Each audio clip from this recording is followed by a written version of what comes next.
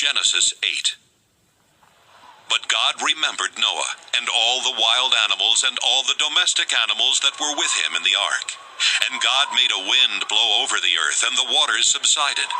The fountains of the deep and the windows of the heavens were closed. The rain from the heavens was restrained, and the waters gradually receded from the earth. At the end of 150 days, the waters had abated, and in the 7th month, on the 17th day of the month, the ark came to rest on the mountains of Ararat.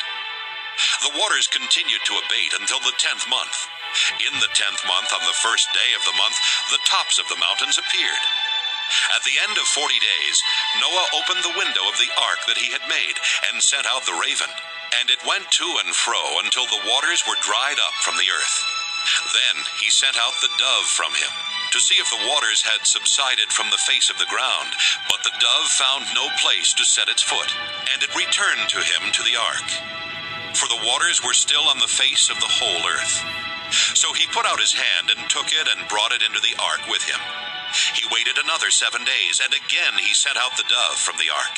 And the dove came back to him in the evening, and there in its beak was a freshly plucked olive leaf. So Noah knew that the waters had subsided from the earth. Then he waited another 7 days, and sent out the dove, and it did not return to him any more. In the 601st year, in the 1st month, the first day of the month, the waters were dried up from the earth.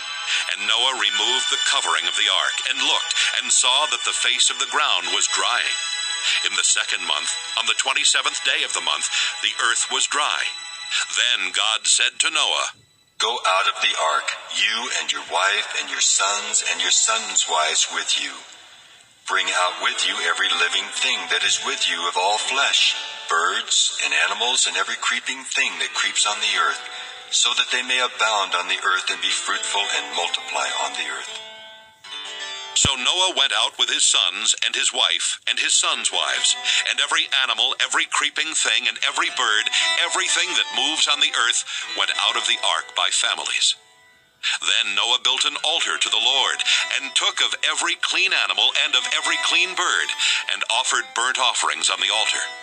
And when the Lord smelled the pleasing odor, the Lord said in his heart, "I will never again curse the ground because of humankind, for the inclination of the human heart is evil from youth. Nor will I ever again destroy every living creature as I have done. As long as the earth endures, seed time and harvest, cold and heat, summer and winter, day and night shall not cease."